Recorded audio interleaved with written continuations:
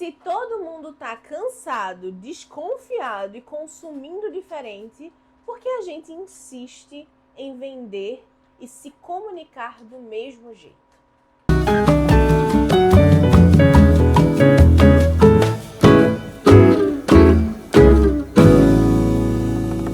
Olá, amada! Olá, senhoras! Sejam bem-vindas ao Pode Nortear! Muito que bem, vamos para esse tópico sensível, talvez. Qual é o futuro das redes sociais? Como é que isso impacta o nosso negócio? Só para lembrar vocês, a gente grava aqui em casa. Então, Dona Pampam tá detonando uma orelha ali. Hoje ela tá daquele Ela jeito. tá atacadíssima, a gente deu uma orelhinha de porco pra ela se distrair, ela tá arrasando. Mas podem haver barulhos? As minhas dislexia hoje tá um grande babado. Tá minha filha. daquele jeito. Mas podem existir barulhos da obra de Pampam, latidos, é isso, é a vida acontecendo, né, Kel? Exatamente, a vida acontecendo e a gente acontecendo juntas, porque esse tema é de interesse de todas nós. Afinal, usamos também as redes sociais para falar do nosso trabalho, para vender os nossos serviços. E o que é que essa mudança de dinâmica das pessoas usando rede social afeta na forma como a gente se comunica, como a gente vende? Eu acho que esse tema ele é muito importante para a gente entender com quem a gente está lidando. Porque a gente vende para alguém. Sim. E às vezes as pessoas esquecem disso. Elas querem vender o que elas querem, o que elas gostam, o que elas acham bonito. Mas não necessariamente isso faz sentido para o público delas.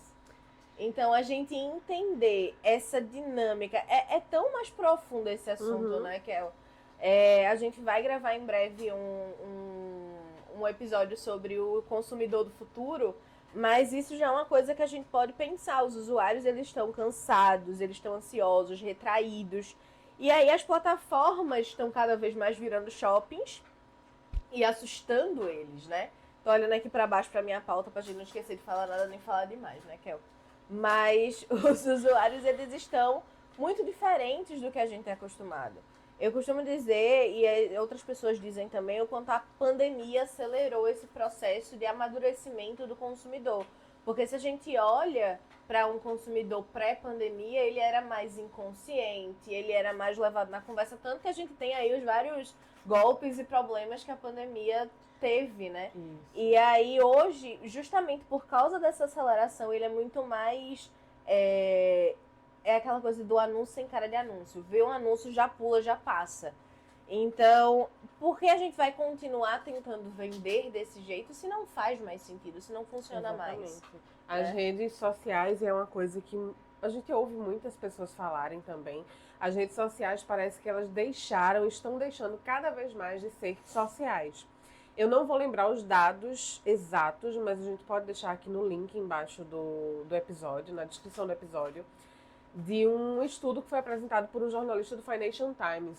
Eu ouvi isso numa entrevista que eu ouvi da BBC, sobre o uso que as pessoas fazem das redes sociais. Então, até 2022, as pessoas diziam que entravam nas redes sociais para ver fotos de amigos, para ver o que é que o amigo está fazendo. E, atualmente, as pessoas entram nas redes sociais para acompanhar a vida de celebridade ou para passar o tempo. Então, o famoso rolar o feed. Veja que de 2000 até 2022 para cá, já vem essa mudança gradual que agora está muito mais intensa. É o tal do dummy scrolling, né? Você vai ali descendo, como se fosse pra... Eu tenho que lembrar que a câmera tá aqui.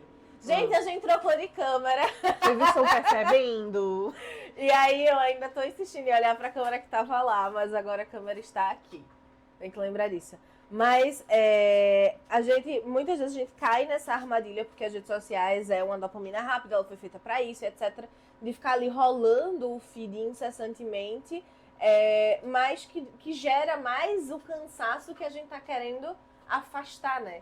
É engraçado essa parte. Com certeza. E ainda nessa reportagem, ele falava sobre qual é esse futuro que se imagina para as redes sociais? O que é que as pessoas vão estar fazendo daqui para frente nas redes sociais, já que você entra no feed E é muito mais difícil você, de fato, ver um conteúdo de um amigo, de um familiar, um conteúdo de viagem dessa pessoa. Você entra e é bombardeado por posts patrocinados ou pessoas vendendo coisas, que é o nosso caso também. Então ele fala que é como se as pessoas que não são influenciadores ou não trabalham diretamente com as redes sociais, elas agora param mais de postar. Porque assim, eu posto a foto da minha viagem, mas não chega para os meus amigos e para minha família, ninguém vê. Então, os riscos de postar e de expor a vida são muito grandes, né, muito altos para essas pessoas que não querem aparecer mesmo, não querem viralizar. O risco de viralizar errado é muito grande. E os ganhos de postar alguma coisa são quase nulos. Então, essas pessoas estão deixando de interagir de forma postando e de interagir comentando, curtindo. E vocês perceberam isso com certeza, porque as interações dos posts vêm diminuindo a cada ano. Só que as pessoas estão migrando para direct. Sabe uma ferramenta que eu tenho visto bastante? É o Threads.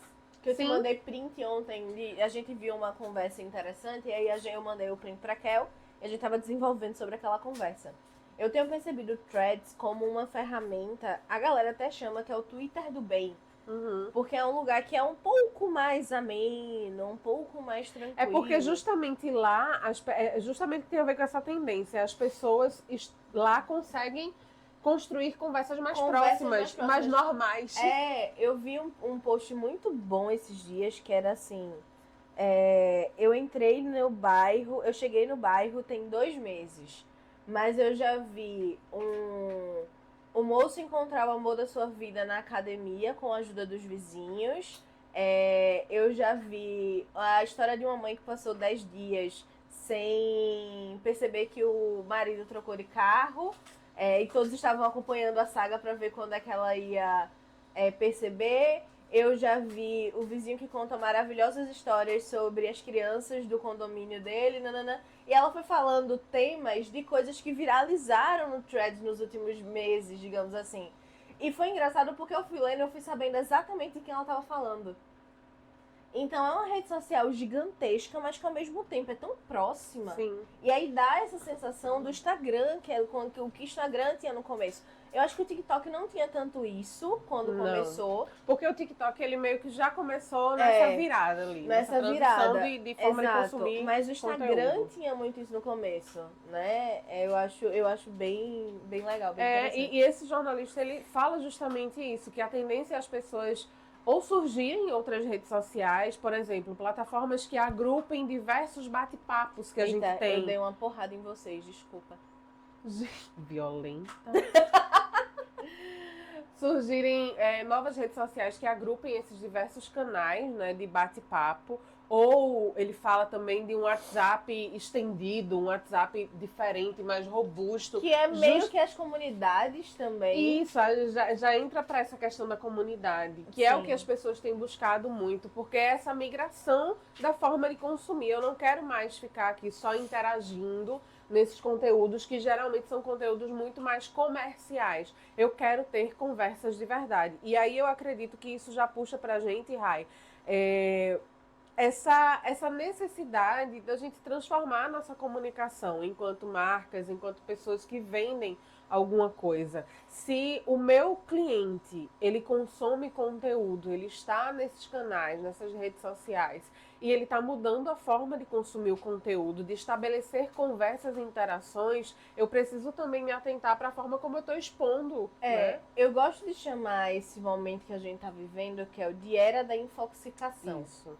Né? É um termo que eu já uso há muito tempo, desde que comecei a mentoria em 2021. Mas é a era da infoxicação que a gente está vivendo. Então as pessoas estão saturadas, como você bem disse. Tem todo já uma observação, análise, um estudo de mercado sobre isso. E aí agora a gente precisa entender como a gente vai se comunicar. Tem os cronicamente online e tem os cronicamente offline. Como é que a gente vai se comunicar com os cronicamente offline? A gente levou esse tema pro rumo. Uhum. Lembra que a gente falou sobre isso, infoxicação, IA? E aí uma das coisas que a gente falou o grande desafio é como eu vou me conectar com os consumidores que não querem se conectar. Exato. Como é que eu me conecto com quem está se desconectando? Exatamente. Porque isso é o que as pessoas estão fazendo. É um crescimento de observadores silenciosos. Tanto que um dos exemplos que a gente levou foi o aulão de yoga da Morena Rosa, do Isso. grupo Morena Rosa. Eles fizeram um aulão de yoga e eu achei muito interessante a estrutura que foi esse aulão. Eles fizeram esse aulão, não levaram influenciadores, foram só clientes. Eles puxaram lá a importância do CRM. Opa. Eles puxaram lá no CRM os clientes que mais interagiam, engajavam com a marca, compravam da marca. Convidaram esses clientes para a sede, o escritório do Grupo Morena Rosa. Montaram não é uma varanda. Rooftop. Montaram no rooftop a área, né, que eles iam dar essa aula. Na entrada, você tinha que deixar o celular. Todos os registros foram feitos por um profissional, fotógrafo e um videomaker que estavam lá e você recebia isso depois. Mas no dia, no momento, você tinha que aproveitar o que estava acontecendo. Uhum. E aí aqui a gente consegue observar vários movimentos, inclusive aquele que eu falo sempre, né? Do ciclo e Cultura e contracultura. da cultura e da contracultura. A gente tem a cultura muito do cronicamente online, agora a cultura do cronicamente offline tá vindo. Offline é o novo luxo. Uhum. Então, aqui são vários temas que a gente falou já nos últimos episódios, que a gente falou lá e no principalmente no rumo, né? Porque é uma coisa que vai puxando a outra. Comportamentos que vão gerando novas tendências, tendências que vão influenciando comportamentos. E ainda nessa questão que tu falou das pessoas se desconectando, as novas gerações têm muito esse perfil. Sim, né? a Porque geração Z, a gente geração pensava lá alfa. atrás, os millennials e os anteriores aos millennials, pensávamos o quê? Quem nascer a partir de então vai ser aquela pessoa que não vai largar, que não vai parar de postar, que vai querer colocar a vida inteira ali o tempo todo. Só que parece que estávamos errados, né? Parece que não. Estávamos errados porque satura, né? A internet não, o computador, minha sogra que diz isso, o computador come o cérebro. E come o cérebro. Mesmo. A gente tá muito mais esquecido, estamos muito mais dispersos, e tudo isso por quê? Porque o computador em si, a tela azul, a coisinha bonitinha, ela foi feita para você se perder ali dentro e você deixa de exercitar algumas partes importantes de desenvolvimento motor do cérebro. Por isso que a gente E de habilidades sociais e também. de habilidades sociais. E por isso que a gente tem, por exemplo, um aumento muito grande de Alzheimer. Ou de Parkinson. Uhum. Por causa desse... já tem estudos sendo feitos em relação a isso. Sabe? Mas assim, no geral, eles estão se afastando porque eles estão percebendo que viver ali dentro vai gerar mais problemas mentais.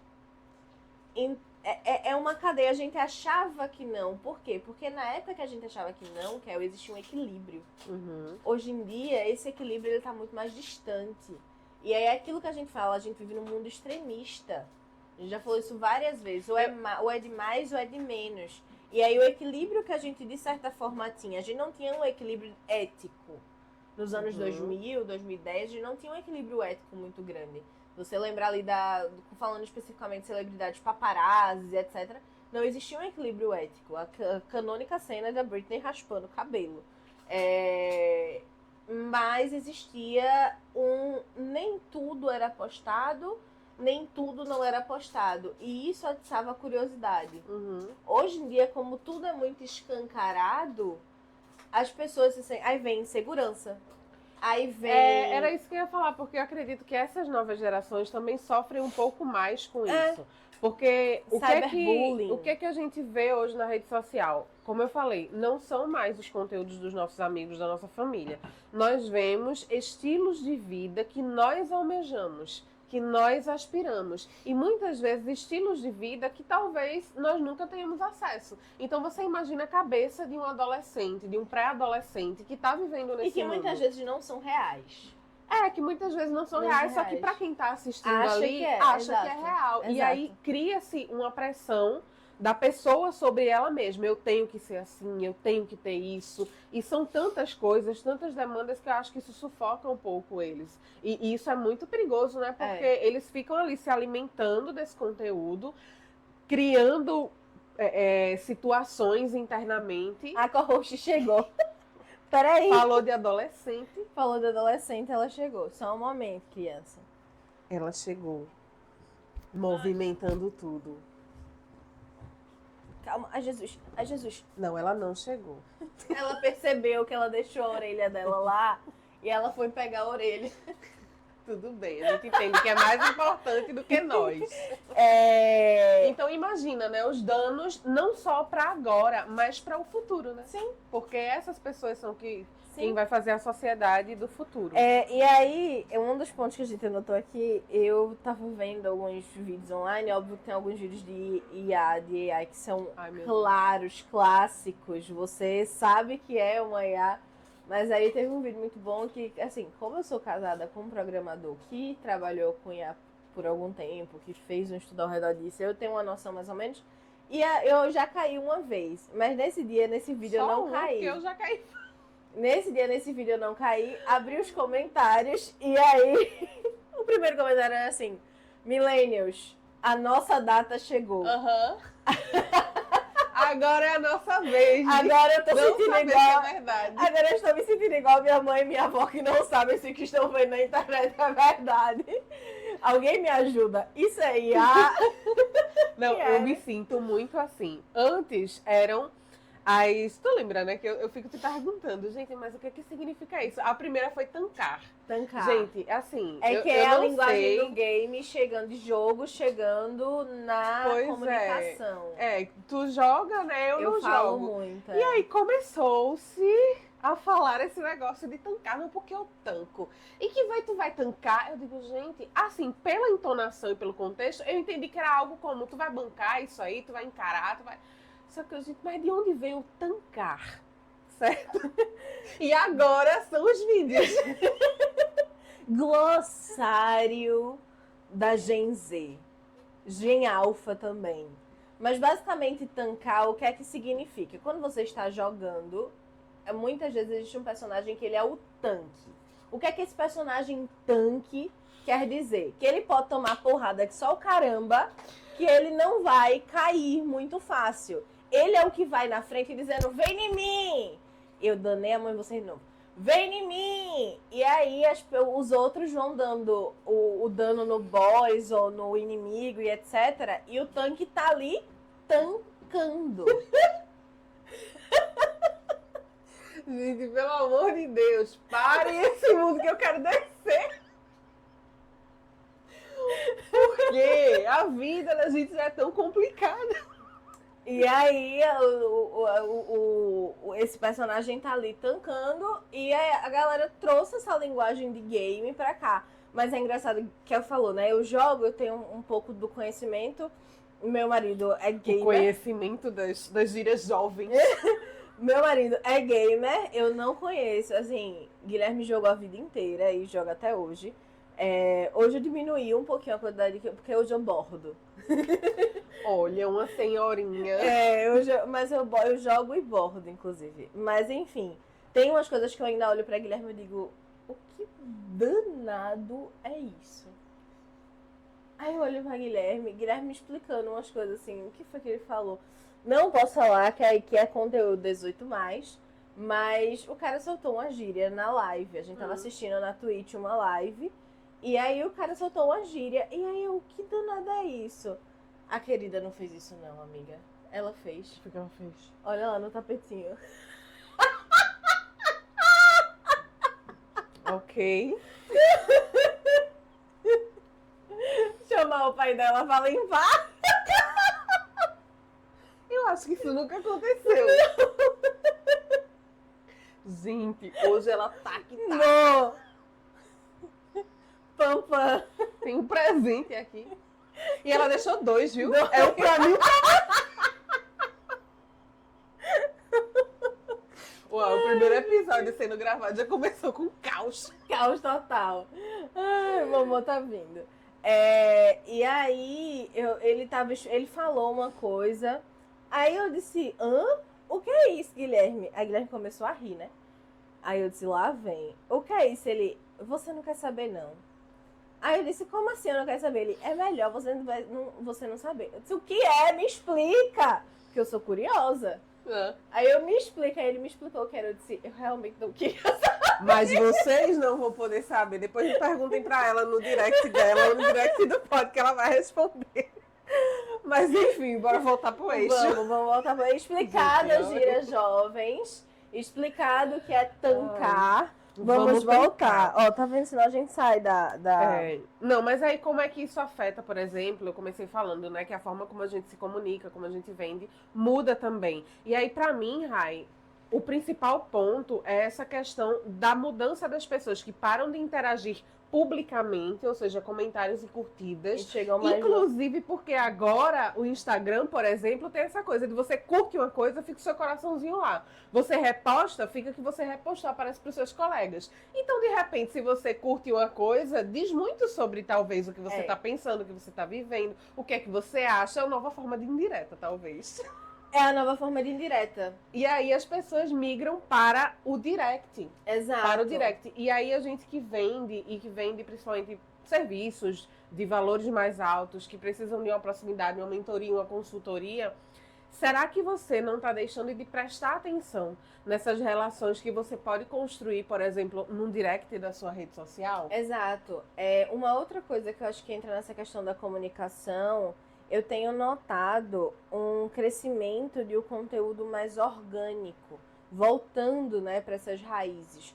Então, por exemplo, quando eu digo mais orgânico fazer sessão de fotos é extremamente interessante para a nossa marca. Quando a gente for dar uma palestra, a gente poder mandar as fotos, criar materiais, um site, criar material. Mas para as redes sociais já não funciona mais tanto.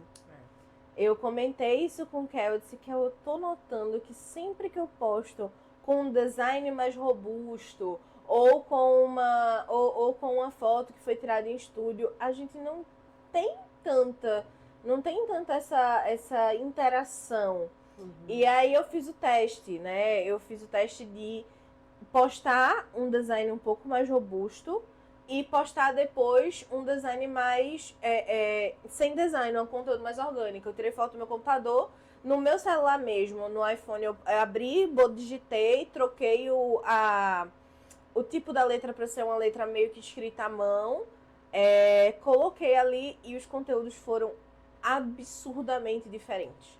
O engajamento de um foi completamente diferente do engajamento de outro. Porque o que tá com design mais arrumadinho, etc., traz aquela sensação de pandemia, anúncio. Uhum, que é o que o público já está cansado.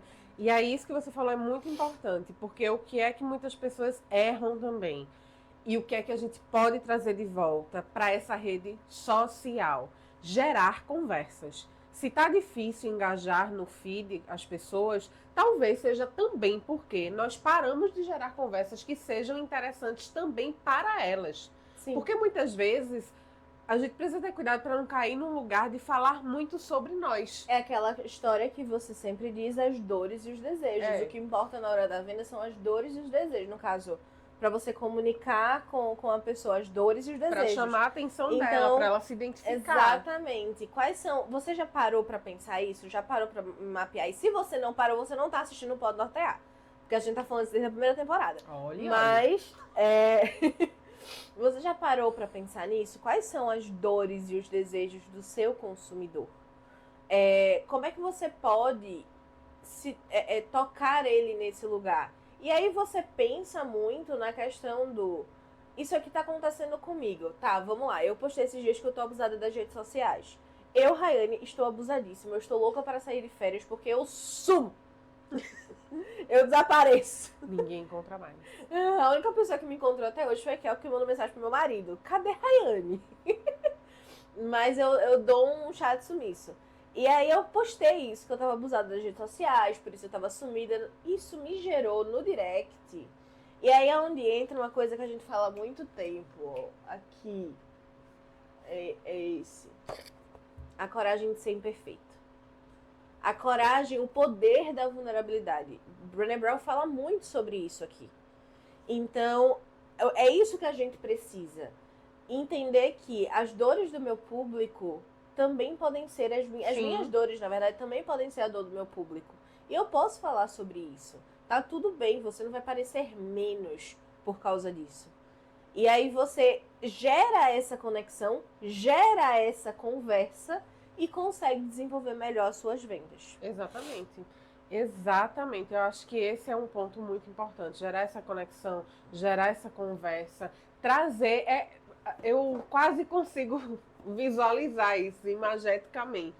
Você trazer as pessoas, é como se você dissesse, vem cá, vamos conversar, vamos sentar aqui, vamos conversar. Você consegue fazer isso na sua rede social, principalmente se você começar a prestar mais atenção nisso que a gente está falando, no comportamento das pessoas que te acompanham, naquilo que elas interagem, no que elas não interagem, nas reações delas, no que você posta nos stories. Então você vai percebendo o que é que de fato está movendo o interesse delas, para você posicionar a sua comunicação de uma maneira que traga mais retorno. Porque quando o Rai fala, por exemplo, desse conteúdo orgânico, não quer dizer que ela sai, eu vou postar qualquer coisa agora. Tem uma estratégia. Só que tem muito menos artifícios de, talvez, uma produção que pareça mais profissional. Exato. Uma outra coisa que a gente sempre falou aqui também, que eu acho que é importante falar nesse momento de o que fazer agora, como se comunicar você é a sua marca. Você é importante. Se você é uma marca empresarial, os bastidores da sua marca são importantes. Então traga os bastidores, foi o que a gente falou aqui mesmo com vulnerabilidades. Mas traga bastidores também que, tudo bem não ser de vulnerabilidade, mas são de gente, parecem gente. As pessoas não querem o artificial, as pessoas querem gente. Então, uma outra coisa que aconteceu recentemente foi que eu troquei minha mesa de jantar e as minhas cadeiras de jantar. E aí eu trouxe o quanto é caríssimo. Gente, entrou uma abelha aqui. Eu sou alérgica. Vai na paz. Vai, amiguinha. Volta, saiu. Isso, saiu. Talvez vocês tenham visto ela cruzar aqui. Mas enfim. Que a imagem ainda é tão boa, né? Graças a Deus. E aí eu postei que logo na minha vez de ser adulta, uma cadeira e uma mesa é um rim. Né? Na verdade, mais especificamente, cadeiras de jantar. Porque, Jesus, por que tão caro? E aí eu comentei isso, eu disse logo na minha vez de ser adulta. Veja, não tem nada a ver com branding, não tem nada a ver com o meu conteúdo, é Rayane puramente pessoal ali. E aí esse fato gerou pessoas que não falavam comigo há muito tempo, vindo e se conectando. E aí, Rayane, mas não necessariamente essas pessoas elas vão comprar de você, tudo bem. Só que a gente tem que lembrar que fazer isso, o que é que acabou acontecendo? Eu tive mais visualizações dos stories, meu conteúdo, consequentemente, já que o Instagram pede isso, o algoritmo do Instagram, como eu tive mais visualizações, ele entendeu que era um conteúdo interessante, entregou para mais pessoas, o que gerou ainda mais visualizações, e eu posso ter chegado num potencial cliente que por algum motivo me esqueceu ali em um determinado momento. Exatamente. E outra coisa, Rai, tudo bem, nós temos que... Porque você não é... Tudo bem que a gente trabalha para ser o top of mind, né? O primeiro na mente do consumidor. Mas você não é. Acredite. Acredite.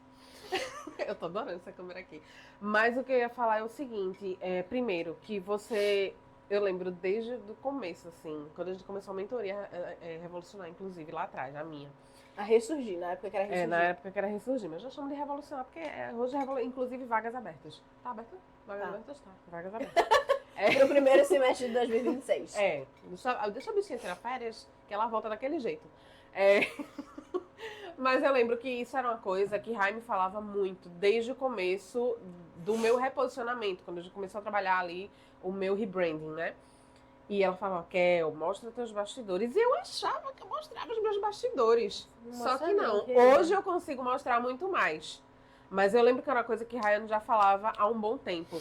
E outra coisa é o seguinte, essa questão de, essas pessoas não são necessariamente potenciais compradores, as pessoas que interagiram por conta da mesa de jantar que você comprou. Ok, mas vamos pensar como é que funciona o tal do network e das conexões no mundo real? Eu tenho muitas amigas que, às vezes, elas não entendem necessariamente qual é o meu trabalho, porque o universo delas é outro. Ou é uma área corporativa que é muito diferente do que eu faço, né, e tá bem fora da minha bolha.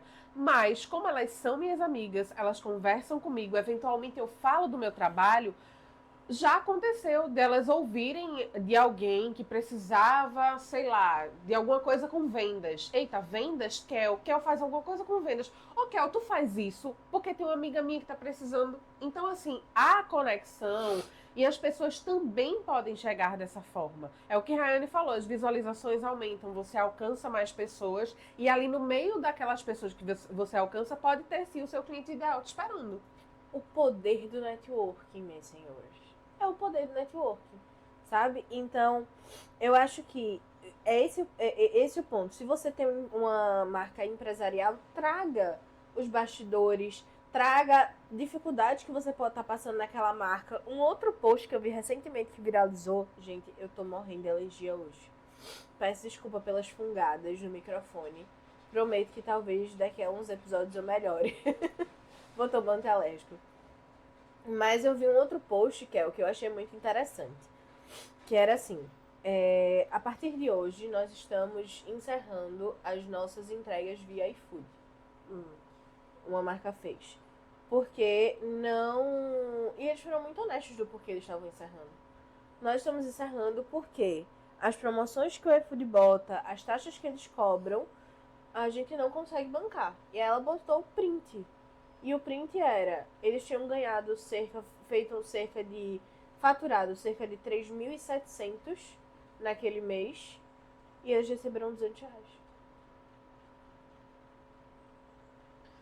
Eita! Como é que faz o R$200. empreendedor nesse momento?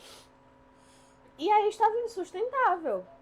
Ela disse, a gente tá tentando, já tem cerca de... A gente tá no iFood há um ano, estamos percebendo isso há uns 4 meses, estamos tentando seguir, mas não tem como. Então, a partir de hoje, a venda vai ser no link da bio, e a gente vai trabalhar com entregas parceiras. E hoje tem o Uber que faz esse tipo de entrega específica para empreendedor, para pessoas que fazem delivery, sabe por quê? Teve uma época que a galera mandava pelo Uber Express, que era da... E muita gente, eu tive um caso, eu comprei uma vez, eu ia dar uma festa aqui em casa, eu encomendei, era cerca de uns 50 cookies congelados pra fazer. Ou era mais ou menos por aí. Ela sabe dar festas. E aí eu encomendei, aí a moça mandou pra mim, era 7 da noite, a festa era no outro dia, então... Mandou pra mim às 7 da noite, deu 8, deu 9, deu 10 e não chegou. E eu falando com ela, aí ela respondeu, tipo, nós fomos roubados, peço desculpas. Amanhã de manhã, cedo, eu vou aí. 7 horas da manhã ela me entregou. Ela realmente veio cedo, tá ligado? Tudo bem, 7 horas da manhã ela me entregou. E ela teve esse prejuízo. E ela teve um prejuízo, e foi um prejuízo alto, porque não foi barato. Eu acho que foi até pro meu aniversário do ano passado, uma coisa assim.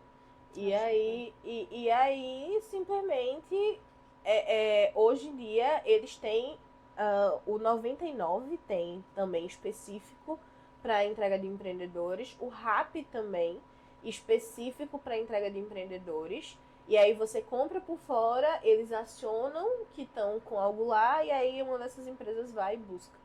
Então, existem hoje em dia novas formas de entregar coisas que antes era mais monopolizada, e as pessoas estão correndo para esses caminhos porque as plataformas tradicionais estão decaindo. Então veja, até nisso o comportamento do consumidor está mudando. É verdade. E isso impacta. Então, assim, entenda e seja vulnerável sobre as suas dificuldades, porque a gente tá precisando de gente. Como mais uma vez reforçando, quando o Rai fala ser vulnerável, não é fazer as coisas sem estratégia ou sangrar em tanque de tubarões. Exato. Né? Exato. Extensão. Exato. Aquela mensagem subliminar. Solta. Mas entenda, observe como é que você está se comunicando, observe como a sua audiência está reagindo. Entenda de fato as dores e desejos do seu público. Não tenha medo de mostrar o que você precisa mostrar com estratégia. mostrar as mudanças, o crescimento, a evolução, o que deu errado, o que saiu fora do planejado, mas aí você está encontrando a solução. Compartilhar isso gera, inclusive, uma coisa que tem a ver com o nosso próximo episódio, o senso de comunidade e de pertencimento. Exatamente. E com essa deixa, fechamos esse episódio e até o próximo. Eu amo! Elas são muito sincronizadas. Não esqueçam de seguir a gente, @RaianeSther, RAYANNESTHE, Kerlane Real, com K, Kerlane Real. E tem o pod também, @podnortear e @souluzir. E lá no pod, comenta o que você achou do episódio, manda mensagem no direct pra gente conversar e papear. Comenta nos comentários. Comenta nos comentários do YouTube. Também. Que nós queremos muito conversar com vocês por lá. Exatamente. Um beijo. Tchau, tchau.